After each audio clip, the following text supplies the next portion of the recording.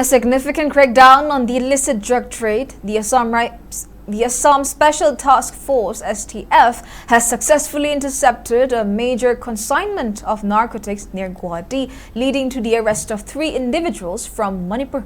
Acting on specific intelligence inputs, a joint team of STF and Kamrup police intercepted a Tata Nexon bearing registration number AS11AA6800 at Amengal. The team found 50,000 Yaba tablets containing methamphetamine, weighing around 5 kg and worth 12.5 crore rupees in international market from the vehicle. Police also recovered 5 swab cases containing heroin weighing about 67.5 grams. The drug were being transported from Kokching to a western Assam district via Amengal.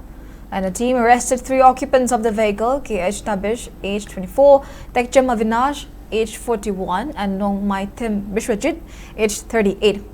The 3 accused persons have been taken into custody and necessary legal action has been initiated into this case.